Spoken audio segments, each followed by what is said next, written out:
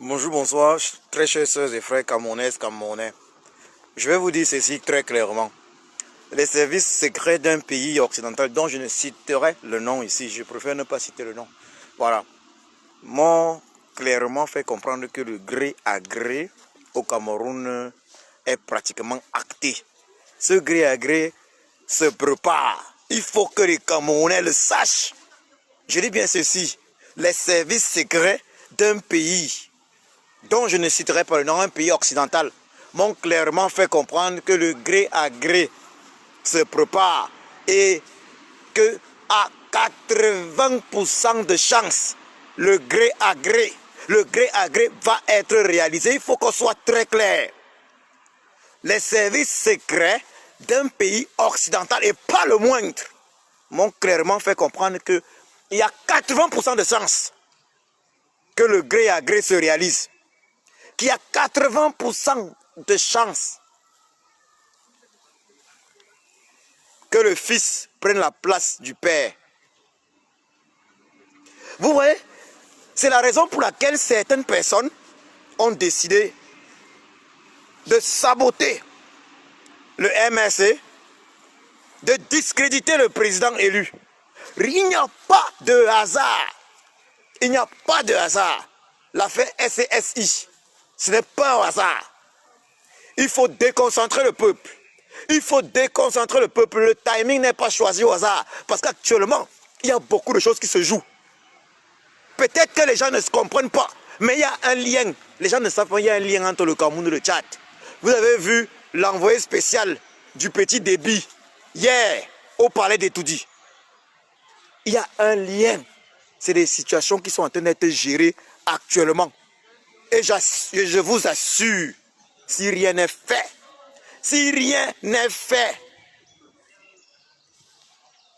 nous aurons Franck Biya au pouvoir au Cameroun. Et pour cela, il faut que le peuple se lève. Pour cela, il faut que le peuple se prépare. Il faut que le peuple se prépare. Pour cela, il faut que les uns et les autres fassent preuve d'intelligence, de sagesse. Pour cela, il faut que les Camerounais pensent Cameroun d'abord, avant de penser aux intérêts individuels, égoïstes. Pour cela, il faut que les Camerounais écoutent le président élu. Son Excellence Kamte Maurice alias Sage, se mettent derrière lui. Se mettent derrière lui. Au lieu de faire ce que certains sont en train de faire, y compris certains activistes. Mettre sa déclaration pourtant sous la base d'Odi en doute. Parce que M. Pende Koka a dit ne pas croire à un bug. Qu'est-ce qu'il sait, M. Pende Koka, de ce qu'on appelle Odi, que disent de bug en informatique? A-t-il fait informatique dans sa vie? A-t-il pris la peine d'écouter? Le même monsieur Pende Koka vous fait comprendre, il fait comprendre au peuple qu'il a refusé. Il a refusé de collaborer avec les auditeurs. Il vous fait comprendre qu'il a refusé de collaborer avec les auditeurs. Et les uns et les autres se permettent de douter. Je le dis ici à tous ceux qui disent être activistes. Je le dis. Si tu es activiste et tu ne fais pas allégeance au leader incontesté de la résistance pour la libération du Cameroun, alors tu es un traître. Je le redis. Il faut bien qu'on soit très clair. Je n'ai jamais parlé ainsi. Mais je le redis. Si un activiste pour la libération du Cameroun ne fait pas allégeance au président élu, son Excellence Kamte Maurice alias Sage, ce que cet activiste a un autre agenda. Parce que je sais quelles sont, je suis au courant, je sais quelles sont les réunions qu'il y a eu. Je sais quelles sont les réunions qu'il y a eu. Ceux qui voulaient plutôt voir une autre personne à la tête de la résistance. Je sais tous ceux qui ont participé à ces réunions-là. Je le sais. Nous le savons. Je ne vais pas donner les noms ici, mais nous le savons. Certains activistes voulant pourtant le changement, étaient mal à l'aise ou sont mal à l'aise de voir le président élu, son excellence Kamto Maurice, à la tête de ce changement, pour plusieurs raisons. Pour plusieurs raisons. D'autres sont gênés parce qu'ils trouvent que le président élu est trop droit et ça sera difficile pour eux après. Donc d'autres détestent au fond le président élu, Papa Kamto, alias Sage, parce qu'il est trop droit. Parce qu'ils ne sont pas très différents des sardinards. D'autres le détestent pour d'autres raisons. D'autres estiment que le fait qu'il soit bamileke, c'est un problème. Il faut qu'on soit très clair.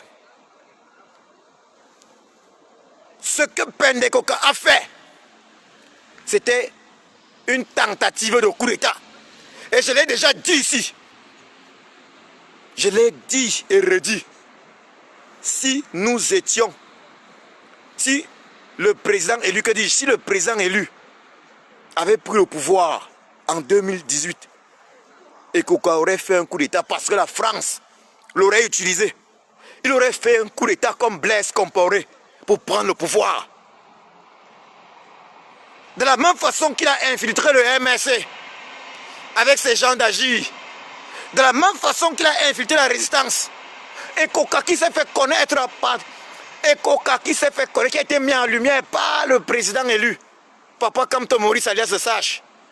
Il s'est fait connaître. Il est arrivé ici à Paris en janvier-février 2020. Il a rencontré les résistants. Il a tissé des réseaux. Il a tissé des réseaux. Dans quel but? Le coup de poignard. Il a rêvé de la première place. Première place, lui, il a rêvé de la première place. Être en avant. Mais a-t-il la capacité de faire ce que le président élu fait? Non. Pourquoi a-t-il voulu être en avant? Était-ce pour libérer le Cameroun ou pour mieux négocier avec le régime de Yaoundé? Parce que John Fronti a également négocié avec le régime de Yaoundé. En 2008, si John Fronti n'avait pas négocié avec le régime de Yaoundé, ce régime n'aurait jamais modifié la constitution du Cameroun. Il faut que je dise clairement ceci aux Camerounais. L'affaire Ekoka intervient à un moment important. Quand je parle de l'affaire Ekoka Penda, c'est l'affaire SCSI. Elle intervient à un moment important. Elle intervient à un moment capital. Capital, pourquoi capital? Pourquoi est-ce que ce moment est capital? Ce moment est capital parce qu'au même moment, au Tchad, le président français Emmanuel Macron vient de démontrer au continent africain, aux Africains, que l'Afrique francophone particulièrement n'est qu'un essuie-pied. Je dis bien que l'Afrique francophone n'est qu'un essuie-pied de la France. Que l'Afrique francophone, c'est les chiottes de la France. Emmanuel Macron venait de démontrer aux Africains que rien n'a changé depuis 1960, date à laquelle les pays africains, Afrique francophone particulièrement, avaient obtenu les pseudo-indépendances. Emmanuel Macron venait de démontrer que l'Afrique n'est pas indépendante. Et il faut le dire, le président élu, son excellence Kamto Maurice alias Sage, en avait parlé. Il avait parlé de ce problème de décolonisation. En 2020, lui, en février 2020, au Canada, lors d'une de ses conférences, il en a parlé, la décolonisation du Cameroun. Et vous comprenez, entre-temps, il y en a des individus qui se permettent même de douter des déclarations du leader de la résistance du Cameroun, son excellence Kamto Maurice alias Sage. Si lui n'avait pas parlé, si le président élu n'avait pas parlé, s'il n'avait pas dit en 2018, j'ai marqué le penalty, s'il n'était pas parti au Conseil constitutionnel démontrer au peuple camerounais que le régime de Yaoundé c'est un régime bandit, parce que tous les Camerounais savent aujourd'hui que l'élection de 2018 a été truquée. Puisque tout le monde sait qu'il y a eu 32 PV, 32 procès verbaux. Ça a été prouvé publiquement. Oui, le professeur Alain Fauré nous avait fait voir cela publiquement. Des PV, 32 PV, non signés par les représentants des candidats. Non signés sur toutes les pages, sur toute la page, par les représentants des candidats à l'élection. Le régime de Yaoundé avait utilisé la première page, les autres pages n'étaient pas signées. 32 PV, l'équivalent de plus d'1 million de votants dans une élection de 3 millions d'électeurs. 32 PV. Donc, le régime Biya a bénéficié de façon frauduleuse, gratuitement et injustement de plus d'1 million de voix lors de l'élection présidentielle d'octobre 2018. Avec la complicité et la bénédiction française, parce qu'il faut le dire, Biya Paul n'est juste qu'un sous-préfet. Celui qui dirige la France, c'est Emmanuel Macron. Pour preuve, en octobre 2019, Biya Paul, une fois en France, interviewé, il nous a fait comprendre qu'il était venu rendre compte à Macron. Il était venu rendre compte à Macron par rapport au pseudo-dialogue inclusif qu'il avait organisé. Pseudo-dialogue parce qu'on ne peut pas organiser un dialogue inclusif au Cameroun aujourd'hui en l'absence du président élu du Cameroun, son excellence Kamto Maurice alias Sage, et de son parti politique, le MSC. On ne peut pas organiser un dialogue inclusif aujourd'hui en l'absence du président Sissoko Ayuk Tabé en prison. On ne peut pas organiser un dialogue inclusif aujourd'hui au Cameroun en l'absence de Fuma Charles. Et on ne peut en aucun cas organiser un dialogue inclusif aujourd'hui au Cameroun. Au Cameroun, il faut l'organiser sur un terrain neutre. Il faut l'organiser. Où était la diaspora? Où était la diaspora? Donc, il faut qu'on soit très clair. Je l'ai dit en début de ce direct, cette allocution. Des services secrets d'un pays occidental dont je ne donnerai pas le nom m'ont confirmé que le gré à gré est en marche. Le gré à gré est en marche. Donc tous ceux qui vont vouloir raconter du n'importe quoi, tous ceux qui utilisent, il faut le dire clairement, ceux qui ont profité, ceux qui ont mis en exergue l'affaire SCSI, alors qu'en réalité, c'est une affaire qui aurait dû être réglée en interne. Ceux-là ont un agenda caché. Ceux-là qui disaient qu'ils soutiennent le président élu, ceux-là qui ont utilisé le nom du président élu, son excellence Kamto Maurice alias Sage, pour devenir populaire, ceux-là qui ont utilisé son nom pour se faire aimer du peuple et qui aujourd'hui se permettent de douter d'une de sa déclaration. Déclaration pourtant faite sous la base d'audits qui ont coûté de l'argent, qui ont coûté des millions de francs CFA. Ceux-là ne l'ont jamais aimé. Oui, ils sont nombreux qui sont dans cette résistance, il faut le dire également. Certes, ils sont minoritaires aussi, il faut le dire, mais ils sont nombreux dans cette résistance, qui ont chanté le nom du président élu, Papa Kamto, le sage. Ils ont chanté son nom juste pour se faire voir, pour obtenir une visibilité. Mais ils étaient préparés à le trahir dès que l'occasion se présenterait. Mais je tiens à rappeler ceci aux uns et aux autres. Il y a ce qu'on appelle la loi du karma. Ceux qui trahissent un peuple, parce que ceux qui pensent trahir le président élu, je dis, ils se trompent. C'est le peuple camerounais que vous trahissez. Ceux qui trahissent un peuple finissent par le récolter. Je dis bien, ceux qui trahissent un peuple finissent par le récolter. Il y a la loi du karma. Il y a toujours des conséquences. Il y a toujours des conséquences. Le président élu, il a tout eu dans sa vie. D'ailleurs, il avait dit, il Il n'est pas né avec un truc écrit son front pour être président de la République. Il fait ce qu'il peut. Il fait ce qu'il peut. Et s'il devient président de la République, parce qu'il doit le devenir, il va le devenir. Ce n'est pas pour lui, c'est pour le Cameroun. Parce que lui, financièrement, il n'a rien à demander à personne. Il n'a rien à demander à personne. Au contraire, c'est lui qui a donné. On a vu lors de SCSI, cette initiative. Il a offert au peuple camerounais plus de 200 millions de francs CFA. Je ne veux même pas parler de Bakassi qu'il a remis au peuple camerounais. Mais je suis écœuré quand je vois des gens qui disent être des combattants. Quand je vois des gens qui disent être des combattants, des activistes. Ne pas être remonté de voir un Pendekoka venir publiquement poser des actes destinés à casser le MSC, à détruire le MSC, destinés à discréditer le président élu, son excellence, comme Thomas Alessa. Je me dis, qu'est-ce qui se passe? Qu'est-ce qui se passe? Ceux-là qui disent être des activistes, des combattants, ils ont un autre agenda. Ils ont un autre agenda. Et cet agenda-là n'est pas pour le bien du peuple camerounais. Pendekoka a tout fait pour être amené partout. Ça veut dire, le président lui l'a amené partout. Le président lui l'a présenté à tous ses contacts. Mais seulement ce que Pendekoka oubliait. Ce qu'il oubliait, Pendekoka. C'est que ce n'est pas un hasard que j'ai surnommé le président élu alias le sage.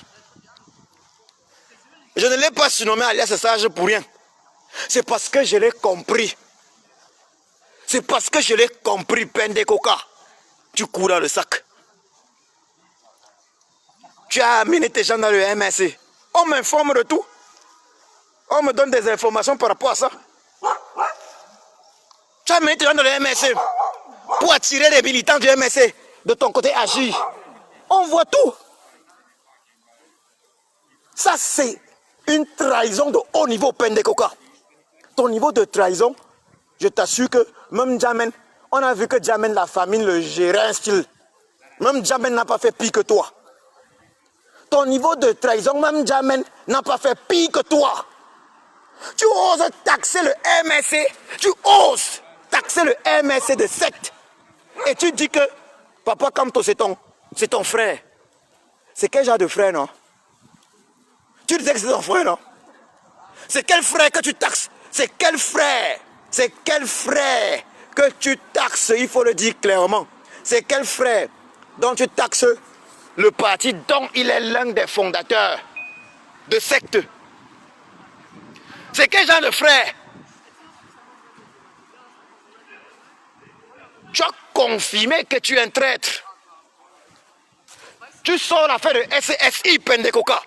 Quand le président élu, celui que tu dis être ton frère, ou tu disais être ton frère, est séquestré avec sa famille, tu cherches à ce moment-là à le détruire psychologiquement.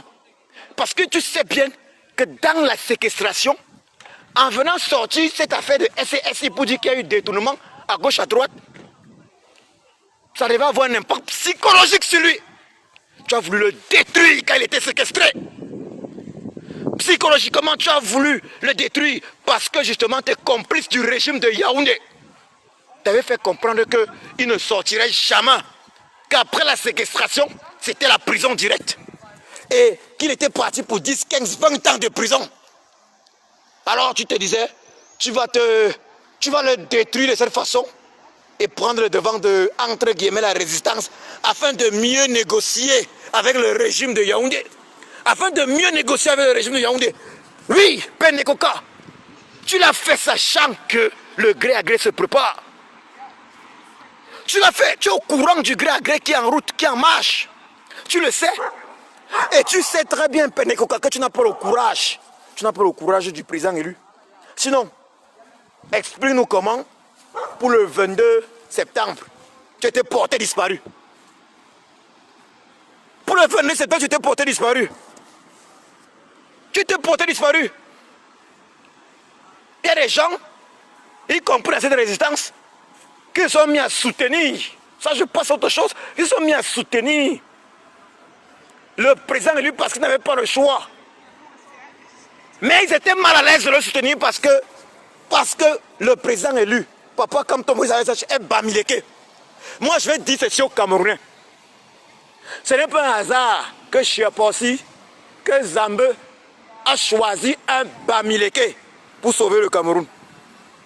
Ce n'est pas un hasard. Il l'a fait parce que le Cameroun, c'est le Cameroun de tous les Camerounais. Il a fait parce que il n'y a pas une ethnie. Il n'y a pas une ethnie qui doit avoir le pouvoir. Il l'a fait parce que le pouvoir appartient à tout Camerounais suffisamment compétent pour gérer les affaires de la nation. Le pouvoir n'appartient pas à une ethnie. Ce ne sont pas les histoires où on va dire non, le pouvoir avait appartenu aux nordistes, aux boules. Non, le pouvoir appartient au peuple. Et le président élu, son excellence Kamto Maurice, alias Sage, est un Camerounais. Il est avant tout un Camerounais. Et il va diriger le Cameroun pour le bien des Camerounais. Et je veux que les Camerounais comprennent ceci. S'il ne dirige pas le Cameroun, ce n'est pas lui qui aura des problèmes, hein, mais c'est nous les Camerounais. Soyons honnêtes. Soyons honnêtes. Regardons un peu tout ce qu'on connaît dans l'espace politique du Cameroun. Depuis 40 ans au moins, regardons tout ce qu'on connaît. Dites-moi celui qui peut diriger le Cameroun. Celui qui a les capacités à tous les niveaux. Je dis bien à tous les niveaux. Dites-moi celui qui a les capacités, la compétence pour diriger le Cameroun. Dites-moi celui qui mélange sagesse, intelligence, courage. Le courage, c'est qui va lui permettre de parler avec les Européens, yeux dans les yeux. De ne pas vendre le Cameroun. Dites-moi s'il y a un autre. Vous pensez que c'est un hasard que la France met le frein? C'est parce que Papa Kamto est à un niveau d'intelligence. Quand même, eux, ils voient que mais, Papa Kamto, un avocat international comme lui, un avocat, on l'a mis en prison, sa place était toujours réservée là, à la CIJ. Membre du curatorium, vous parlez de ce monsieur comme ça? Ce n'est pas son œuvre, il vient de sortir une œuvre récemment. Sous les cendres des étoiles. L'œuvre là est nominée dans un concours, dans un prix international. Mais que les Camerounais se réveillent. Le monsieur là, Kamto, c'est une bénédiction pour le Cameroun. Les gens peuvent être jaloux de lui, vouloir prendre sa place. Mais dans la vie, il faut accepter que le père là, c'est un autre niveau. Il a ramené Bakassi au Cameroun. Et à quel prix?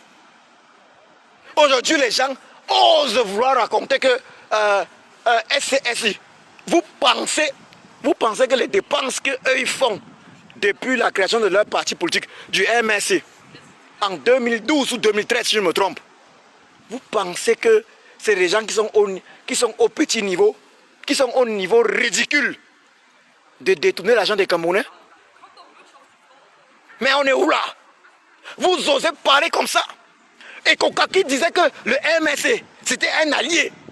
Tu oses prendre le risque de détruire un allié, de discréditer un allié, alors qu'on combat une tyrannie française vieille. Vieille de plus de 60 ans. Et tu prends le risque de discréditer un allié.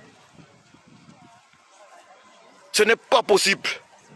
Tu prends le risque de détruire le MSC, alors que tu sais que c'est la seule force politique camerounaise, la mieux structurée, la plus proche de l'étendue du territoire, la seule capable de détruire le parti des flammes qui a mis le Cameroun en flamme, qui a mis Bamenda en flamme, puisque ce parti politique est né à Bamenda en 1985, le RDPC. Non, Ekoka, Penda, tu es méchant. Tu es méchant parce que ce que tu as fait, ce n'était pas pour le Cameroun. Tu l'as fait pour toi, Penda Ekoka. Tu l'as fait pour toi. Oui, tu veux prendre la tête de la résistance. C'est ça la réalité. Mais pour faire quoi de cela? Très probablement pour négocier avec le régime de Yaoundé et jouer le même jeu que John Frundi a joué pendant 30 ans. John Frundi qui a endormi le peuple camerounais pendant 30 ans. Ce qui vous gêne, c'est que la lumière qui est sur le président élu fait en sorte que les gens ne peuvent plus faire comme ils faisaient avant.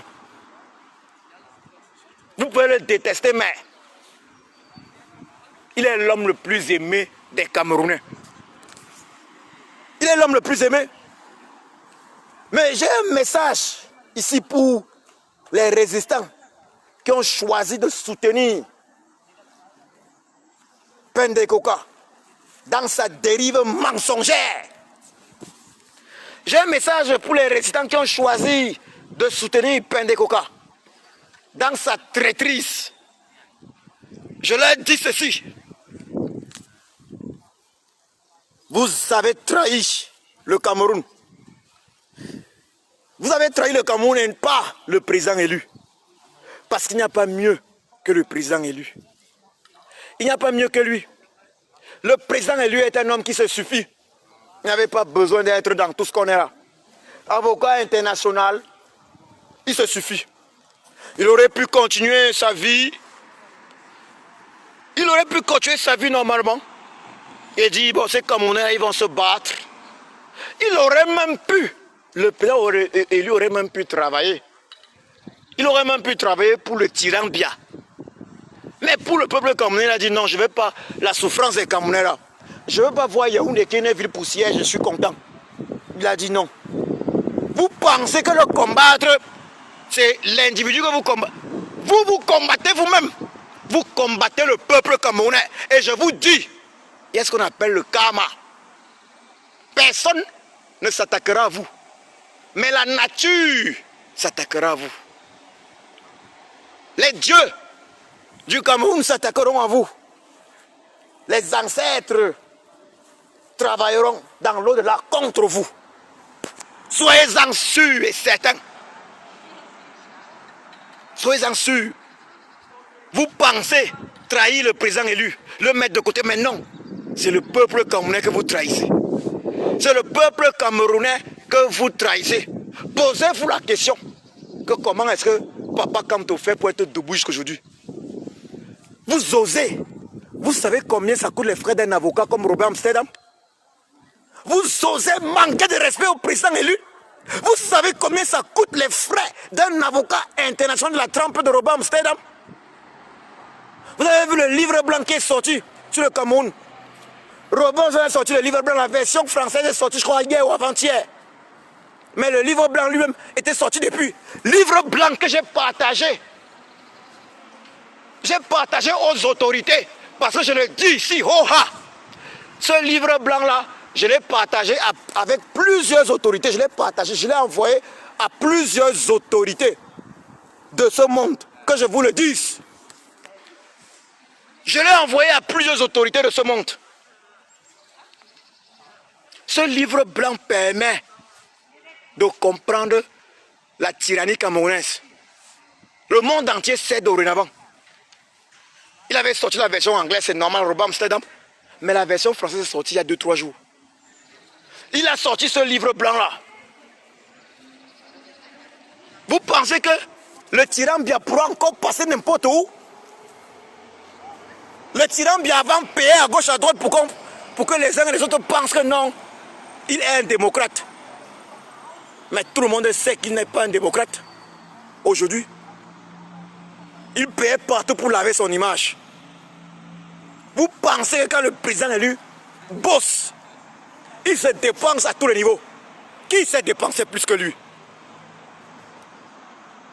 Et il n'est pas en exil. Vous pensez à quoi au juste? Arrêtez la traîtrise. Arrêtez la traîtrise. Arrêtez la traîtrise. Ce n'est pas lui que vous trahissez, mais c'est le peuple camerounais.